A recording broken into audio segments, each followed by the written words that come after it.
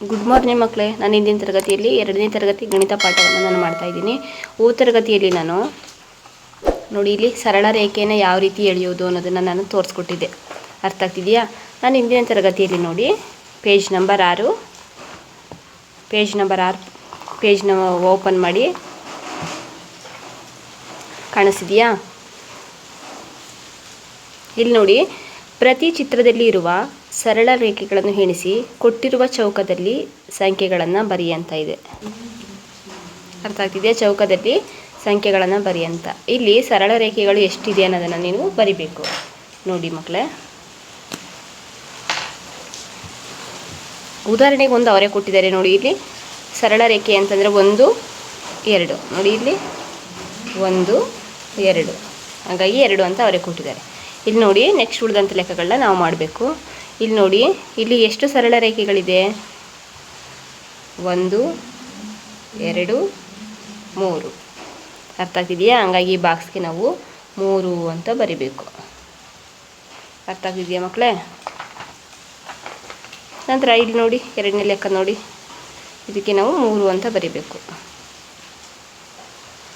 ಇಲ್ಲಿ ನೋಡಿ 1 2 3 4, ಇಲ್ಲಿ 4 ಅಂತ ಬರಿಬೇಕು. ನಂತರ ಇಲ್ಲಿ ನೋಡಿ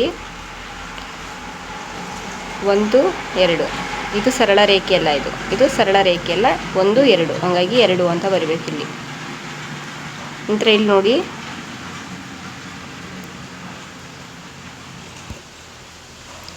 ಇಲ್ಲಿ 1 2 3, ಇದು ಸರಳ ರೇಖೆಯಲ್ಲ, ಹಾಗಾಗಿ 3 ಅಂತ ಬರಿಬೇಕು ಇಲ್ಲಿ. ಅರ್ಥ ಆಗ್ತಿದೆಯಾ? ಇಲ್ಲಿ ಬಾಕ್ಸ್ಗೆ 2 ಅಂತ ಬರಿಬೇಕು, ಇಲ್ಲಿ 4 ಅಂತ ಬರಿಬೇಕು. ನಂತರ ಇಲ್ಲಿ ನೋಡಿ, ಇಲ್ಲಿ ಎಷ್ಟಿದೆ ನೋಡಿ, ಇಲ್ಲಿ 1 2 3 4 5 6 7 8 9 10 11 12 ಅಂತ ಬರಿಬೇಕಿಲ್ಲಿ. ಇದ್ಯಾವುದು ಸರಳ ರೇಖೆ ಅಲ್ಲ, ಅರ್ಥ ಆಗ್ತಿದೆಯಾ? ಇದು ಸರಳ ರೇಖೆ ಅಲ್ಲ, ಒಟ್ಟು 12 ಸರಳ ರೇಖೆಗಳಿದೆ ಇದರಲ್ಲಿ. ಇಲ್ಲಿ ನೋಡಿ 6ನೇದ್ರಲ್ಲಿ ನೋಡಿ 1 2 3 4 5 6 7 8.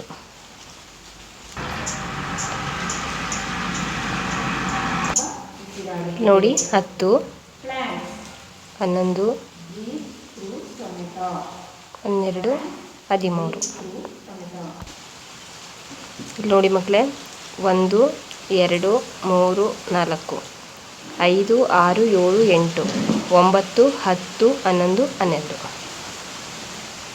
11 12 ಸರಳ ರೇಖೆಗಳಿದೆ. ಅರ್ಥ ಆಗ್ತಿದೆಯಾ? ಇಲ್ಲಿ ನೋಡಿ, ಆಂಗ್ಲ ವರ್ಣಮಾಲೆಯ ದೊಡ್ಡ ಅಕ್ಷರಗಳಲ್ಲಿ 2 ಸರಳ ರೇಖೆಗಳುಳ್ಳ ಅಕ್ಷರಗಳನ್ನು ಬರೆಯಿರಿ. ಅಂದರೆ ಆಂಗ್ಲ ವರ್ಣಮಾಲೆಯಲ್ಲಿ ಅಂತಂದರೆ ABCD ದೊಡ್ಡ ಅಕ್ಷರಗಳಲ್ಲಿ ಯಾವುದಾದರೂ 2 ಅಕ್ಷರಗಳನ್ನು ನಾವು ಸರಳ ರೇಖೆಯಲ್ಲಿ ಇರುವಂಥದ್ದನ್ನು ನಾವು ಬರೀಬೇಕು. ಯಾವುದ್ಯಾವುದಿದೆಯೇ ಸರಳ ರೇಖೆಯಲ್ಲಿ? ಇಲ್ಲಿ ನೋಡಿ ಮಕ್ಕಳೇ, L ಮತ್ತು T ಮತ್ತು ನೆಕ್ಸ್ಟ್ V, ನೆಕ್ಸ್ಟ್ X,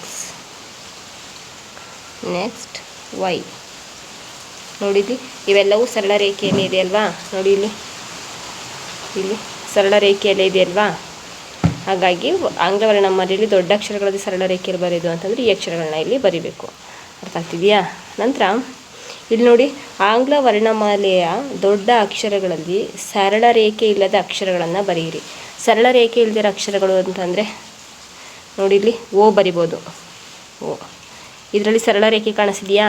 ಇಲ್ಲ, ಹಾಗಾಗಿ ಓ ಅಕ್ಷರವನ್ನು ಬರಿಬೋದು. ನಂತರ ಸಿ ಅಲ್ವಾ? ಈ ಅಕ್ಷರಗಳನ್ನ ಇದರಲ್ಲಿ ಸರಳ ರೇಖೆ ಇಲ್ಲ, ಹಾಗಾಗಿ ಈ ಅಕ್ಷರಗಳನ್ನ ಇಲ್ಲಿ ಬರಿಬೋದು. ಅರ್ಥ ಆಗ್ತಿದೆಯಾ? ಇಲ್ಲಿ ನೋಡಿ ಮಕ್ಕಳೇ, ಪೇಜ್ ನಂಬರ್ 7, ಗುಂಪಿಗೆ ಸೇರಿದ ಚಿತ್ರಕ್ಕೆ ಸರಿ ಗುರುತು ಹಾಕು ಅಥವಾ ಟಿಕ್ ಗುರುತನ್ನು ಹಾಕುವಂತ ಇದೆ. ಇಲ್ಲಿ ನೋಡಿ ಆಯತ, ವೃತ್ತ, ತ್ರಿಭುಜ, ಚೌಕ. ಇಲ್ಲಿ ನೋಡಿ ಇದರಲ್ಲಿ ಸರಳ ರೇಖೆಗಳಿದೆ, ಇದರಲ್ಲಿ ಸರಳ ರೇಖೆಗಳಿಲ್ಲ. ಇಲ್ಲಿ ನೋಡಿ ಇಲ್ಲೂ ಸರಳ ರೇಖೆಗಳಿದೆ, ಇದರಲ್ಲೂ ಸರಳ ರೇಖೆಗಳಿದೆ. ಹಾಗಾಗಿ ಇದಕ್ಕೆ ನಾವು ಇದರಲ್ಲಿ ಸರಳ ರೇಖೆ ಇಲ್ಲ ಅಲ್ವಾ, ಹಾಗಾಗಿ ಇದಕ್ಕೆ ನಾವು ಟಿಕ್ ಮಾಡಬೇಕು. ನೋಡಿ ಪೆನ್ಸಿಲಲ್ಲಿ ಮಾಡ್ತಾಯಿದ್ದೀನಿ ನಾನು, ಇದಕ್ಕೆ ಟಿಕ್ ಮಾಡಬೇಕು. ಅರ್ಥ ಆಗ್ತಿದೆಯಾ? ನೆಕ್ಸ್ಟ್ ನೋಡಿ ಎರಡನೇದು ನೋಡಿ, ಇಲ್ಲಿ ಸರಳ ರೇಖೆಗಳು ಕಾಣಿಸಿದೆಯಾ? ಇಲ್ಲಿ ಸರಳ ರೇಖೆಗಳಿದೆಯಾ? ಇಲ್ಲಿ ನೋಡಿ ಸರಳ ರೇಖೆ ಇದೆಯಾ? ಇಲ್ಲ. ಇಲ್ಲಿ ನೋಡಿ ಸರಳ ರೇಖೆ ಕಾಣಿಸಿದೆ, ಇಲ್ಲೂ ಸರಳ ರೇಖೆ ಇದೆ ಅಲ್ವಾ. ಹಾಗಾಗಿ ನಾವು ಇದಕ್ಕೆ ಸರಳ ರೇಖೆ, ಇದು ಈ ಮೂರು ಒಂದಿದೆ ಆದರೆ ಇದು ಬೇರೆ, ಹಾಗಾಗಿ ಇದಕ್ಕೆ ನಾನು ಟಿಕ್ ಮಾಡ್ತಾಯಿದ್ದೀನಿ.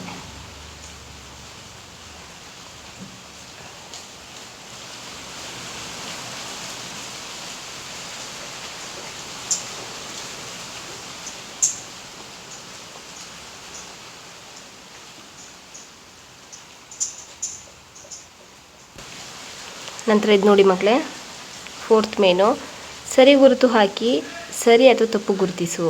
ಇಲ್ಲಿ ಎ ಅನ್ನೋ ಅಕ್ಷರದಲ್ಲಿ 3 ಸರಳ ರೇಖೆಯನ್ನು ಹೊಂದಿದೆಯಂತೆ. ಸರಿಯಾ? ನೋಡಿ ಇಲ್ಲಿ ಎ ಅನ್ನೋದ್ರಲ್ಲಿ 3 ಸರಳ ರೇಖೆಯನ್ನು ಹೊಂದಿದೆಯಂತೆ, 1 2 3. ಹಾಗಾಗಿ ಸರಿ, 3 ಸರಳ ರೇಖೆ ಇದೆಯಲ್ವಾ, ಹಾಗಾಗಿ ಸರಿ ಗುರುತಿಗೆ ಸರಿ ಹಾಕಬೇಕು, ನಾವು ಟಿಕ್ ಮಾಡಬೇಕು.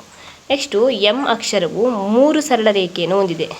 ಎಂ ಅನ್ನೋ ಅಕ್ಷರ ನೋಡಿ, 1 2 3 4. ಇಲ್ಲಿ ಎಷ್ಟಿದೆ? 3 ಸರಳ ರೇಖೆಯನ್ನು ಹೊಂದಿದೆ. ಹಾಗಾಗಿ ಇಲ್ಲಿ ಕೊಟ್ಟಿರೋದು ತಪ್ಪು ಅನ್ನೋದಕ್ಕೆ ನಾವು ಟಿಕ್ ಮಾಡಬೇಕು. ಅದರಲ್ಲಿರೋದು ಎಷ್ಟು? 4 ಸರಳ ರೇಖೆ, 1 2 3 4. ಅರ್ಥ ಆಗ್ತಿದೆಯಾ? ನಂತರ ಇಲ್ಲಿ ನೋಡಿ ಆರ್ ಅಕ್ಷರವು 2 ಸರಳ ರೇಖೆಗಳನ್ನು ಹೊಂದಿದೆ. ಆರ್ ನೋಡಿ, 1 ಇದು 1 ಇದು 2 ಸರಳ ರೇಖೆಯನ್ನು ಹೊಂದಿದೆ. ಸರಿ, ಅರ್ಥ ಆಯ್ತಾ ಮಕ್ಕಳೇ? ನಂತರ ಪೇಜ್ ನಂಬರ್ 8 ನೋಡೋಣ.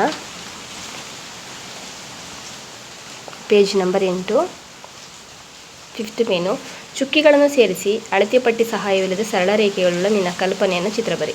ಇಲ್ಲಿ ಅಳತೆ ಪಟ್ಟಿ ಸಹಾಯ, ಅಳತೆ ಪಟ್ಟಿ ಅಂತಂದರೆ ನಿಮಗೆಲ್ರಿಗೂ ಗೊತ್ತಲ್ವಾ? ನೋಡಿಲಿ, ಈ ಒಂದು ಅಳತೆ ಪಟ್ಟಿಯ ಸಹಾಯ ಇಲ್ಲದೆ ನಿನ್ನ ಕಲ್ಪನೆಯ ಚಿತ್ರವನ್ನು ಬರಿ. ಇದನ್ನು ಯೂಸ್ ಮಾಡದೆ ಸರಳ ರೇಖೆಗಳುಳ್ಳ ಒಂದು ಚಿತ್ರವನ್ನು ನೀನು ರಚಿಸ್ತೀಯಾ?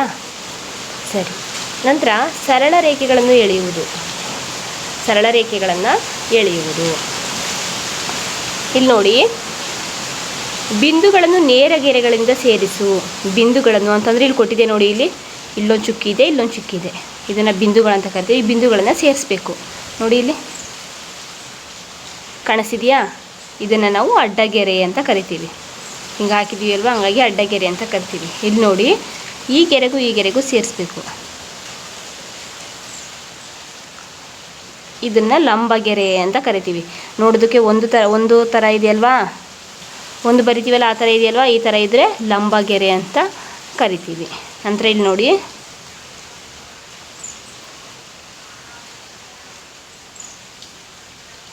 ಇದನ್ನು ಓರೆಗೆರೆ ಅಂತ ಕರಿತೀವಿ. ನೋಡಿ ಇಲ್ಲಿ ಈಗ ಬಂದು ಹಿಂಗೆ ಕ್ರಾಸ್ ಆಗಿದೆಯಲ್ವಾ, ಹಾಗಾಗಿ ಓರೆಗೆರೆ ಅಂತ ಕರಿತೀವಿ. ಈ ರೀತಿ ಅಡ್ಡಗೆರೆ ಹಾಕಿದರೆ ಇದನ್ನು ಅಡ್ಡಗೆರೆ ಅಂತೀವಿ, ಒಂದು ರೀತಿ ಇದ್ದರೆ ಇದನ್ನು ಲಂಬಗೆರೆ ಅಂತೀವಿ, ಈ ರೀತಿ ಕ್ರಾಸ್ ಆಗಿದ್ರೆ ಓರೆಗೆರೆ ಅಂತೀವಿ. ಅರ್ಥ ಆಯ್ತಾ ಮಕ್ಕಳೇ ಇದು? ನಂತರ ಪೇಜ್ ನಂಬರ್ 8 ನೋಡಿ, ಪೇಜ್ ನಂಬರ್ 9,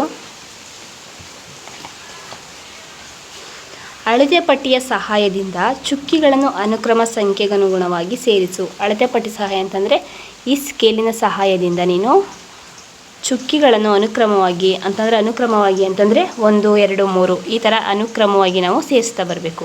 ಈಗ 1 2 ನೋಡೋಣ. 1 ಎಲ್ಲಿದೆ? ಇಲ್ಲಿದೆ ಅಲ್ವಾ. 1 2ಕ್ಕೆ ನಾವು ಸೇರಿಸ್ಬೇಕು, ಈ ಥರ 2.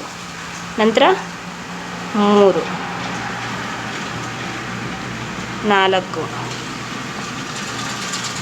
5. ನೀನು ಇದೇ ರೀತಿ ಸೇರಿಸ್ಬೇಕು ಮಕ್ಕಳೇ. 5 ನಂತರ 6 ಆಯ್ತಲ್ವಾ. 7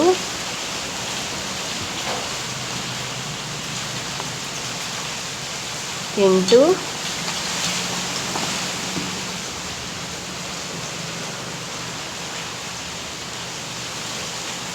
9 10, 11, 12 ಮತ್ತು 13, 14, 15, 16,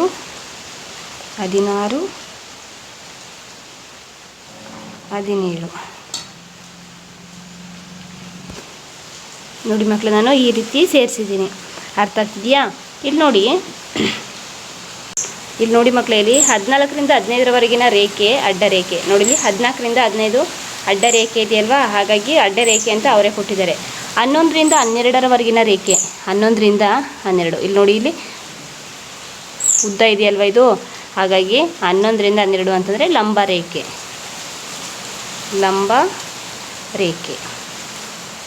ನಂತರ 9ರಿಂದ 10ರವರೆಗಿನ ರೇಖೆ. ನೋಡಿ ಇಲ್ಲಿ 9ರಿಂದ, ಇಲ್ಲಿ ನೋಡಿ ಇಲ್ಲಿ ಕಾಣಿಸಿದೆಯಾ, 9ರಿಂದ 10. ಇದು ಓರೆಯಾಗಿರೋದ್ರಿಂದ ಓರೆ ರೇಖೆ ಅಂತ ಕರಿತೀವಿ.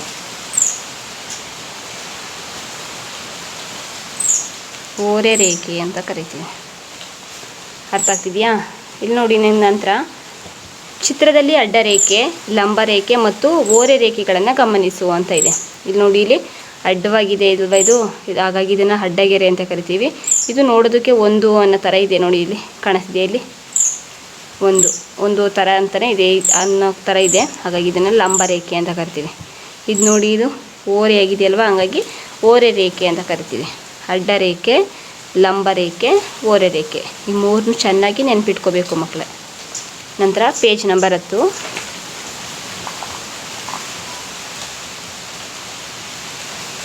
ಇಲ್ಲಿ ನೋಡಿ ಮಕ್ಕಳೇ, ಇಲ್ಲಿ ರೇಖೆಗಳನ್ನು ಎಣಿಸಿ ಬರಿ ಅಂತ ಇದೆ. ಇಲ್ಲಿ ರೇಖೆಗಳನ್ನು ನಾವು ಎಣಿಸ್ಬಿಟ್ಟು ಬರಿಬೇಕು.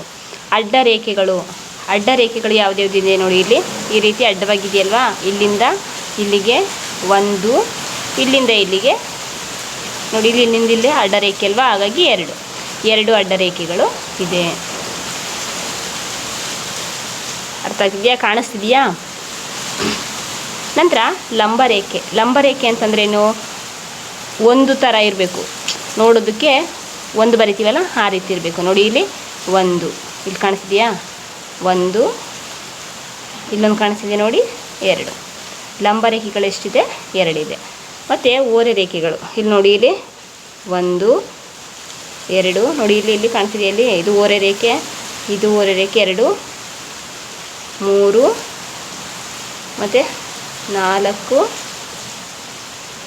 5, 6, 7 ಓರೆ ರೇಖೆಗಳಿದೆ. ಅರ್ಥ ಆಗ್ತಿದೆಯಾ ಮಕ್ಕಳೇ? ಅರ್ಥ ಆಯ್ತಾ? ಇಲ್ಲಿ ನೋಡಿ, ಅಡ್ಡ ರೇಖೆಗಳು 2 ಇದೆ, ಲಂಬ ರೇಖೆಗಳು 2, ಓರೆ ರೇಖೆಗಳು 7 ಇದೆ. ಅರ್ಥ ಆಯ್ತಾ? ನಂತರ ಈ ಚಟುವಟಿಕೆ ನೋಡಿ, ಇಲ್ಲಿ ಚಟುವಟಿಕೆ, ಈ ಆಟವನ್ನು ನಿನ್ನ ಗೆಳೆಯ ಅಥವಾ ಗೆಳತಿಯ ಜೊತೆ ಆಟ ಆಡು. ಇಲ್ಲೊಂದು ಆಟ ಇದೆ, ಈ ಆಟವನ್ನು ನೀನು ಪೋಷಕರ ಸಹಾಯವನ್ನು ಪಡೆದು ಇದನ್ನು ಆಟ ಆಡು, ನಿನ್ನ ಗೆಳತಿ ಅಥವಾ ಗೆಳೆಯನ ಸಹಾಯದಿಂದ. ನೋಡಿ, ಇಲ್ಲಿ ಈ ಆಟದ ನಿಯಮವನ್ನು ಇಲ್ಲಿ ಕೊಟ್ಟಿದ್ದಾರೆ. ಈ ನಿಯಮಗಳನ್ನು ಓದ್ಕೊಂಡು ಈ ಒಂದು ಚಟುವಟಿಕೆಯನ್ನು ನೀನು ಮಾಡುವಂಥದ್ದು. ಅರ್ಥ ಆಗ್ತಿದೆಯಾ? ನಂತರ ಇಲ್ಲಿ ಅಭ್ಯಾಸಕ್ಕೆ ಹೋಗೋಣ. ಇಲ್ಲಿ ನೋಡಿ, ಅಭ್ಯಾಸ 12, ಪೇಜ್ ನಂಬರ್ 12. ಚುಕ್ಕಿಗಳನ್ನು ಸೇರಿಸಿ ಗೆರೆಯನ್ನು ಪೂರ್ಣಗೊಳಿಸಿ 2 ಸಮಾನ ಆಕೃತಿಗಳನ್ನು ಪಡೆ. ನೋಡಿ, ಇಲ್ಲಿ ಅಡ್ಡ ರೇಖೆ, ಚುಕ್ಕಿಗಳನ್ನು ಸೇರಿಸಿ ಗೆರೆಯನ್ನು ಪೂರ್ಣಗೊಳಿಸಬೇಕು, ಚುಕ್ಕಿಯನ್ನು ಸೇರಿಸಬೇಕು. ಇಲ್ಲಿ ನೋಡಿ ಮಕ್ಕಳೇ,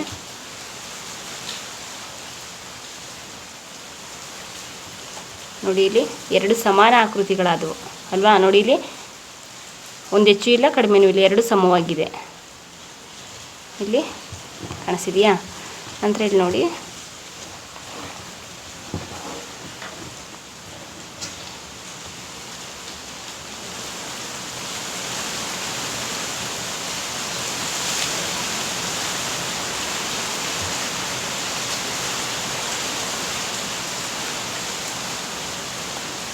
ಕಾಣಿಸ್ತಿದೆಯಾ? ನೋಡಿ, 2 ಸಮಾನವಾಗಿದೆ ಆಕೃತಿಗಳು. ತರಗತಿ ತಮ್ಮೆಲ್ಲರಿಗೂ ಇಷ್ಟ ಆಯಿತು ಅಂತ ಭಾವಿಸ್ತೀನಿ ಮಕ್ಕಳೇ. ನೀವು ಇದನ್ನು ನೋಡಿ ಹಾಗೆ ಸುಮ್ಮನಿರಬಾರ್ದು, ನೋಟ್ಸಲ್ಲಿ ಬರೀಬೇಕು ಮತ್ತು ಬುಕ್ಸಲ್ಲಿ ಕಂಪ್ಲೀಟ್ ಮಾಡಿರಬೇಕು. ಅರ್ಥ ಆಗ್ತಿದೆಯಾ? ಈ ಪಾಠವನ್ನು ನೋಡಿ ನೀವು ಹಾಗೆ ಸುಮ್ಮನಿರಬಾರ್ದು, ಈ ಬುಕ್ಸಲ್ಲಿ ನೀವು ಬರೆದಿರಬೇಕು. ಈ ಥರ ನಾನು ಬರೆದಿದ್ದೀನಲ್ಲ, ಇದೇ ರೀತಿ ನೀವು ಪೆನ್ಸಿಲ್ನಲ್ಲಿ ಬರೆದಿರಬೇಕು. ಅರ್ಥ ಆಗ್ತಿದೆಯಾ? ಸ್ಕೆಚ್ ಪೆನ್ ಆಗಲಿ ಅಥವಾ ಮಾರ್ಕರ್ ಆಗಲಿ ಯಾವುದು ಬಳಸಬಾರ್ದು, ಪೆನ್ಸಿಲ್ ಮಾತ್ರ ಯೂಸ್ ಮಾಡಬೇಕು. ನೀವು ಪೆನ್ಸಿಲ್ ಯೂಸ್ ಮಾಡಿ ನೀಟಾಗಿ ಬರೆದಿರಬೇಕು. ನೋಟ್ಬುಕ್ಸಲ್ಲಿ ಬರೆದು ಏನು ಮಾಡಬೇಕು, ನೀವು ಗ್ರೂಪ್ಗೆ ನೀವು ಸೆಂಡ್ ಮಾಡಬೇಕು. ಅರ್ಥ ಆಗ್ತಿದೆಯಾ ಮಕ್ಕಳೇ? ಧನ್ಯವಾದಗಳು.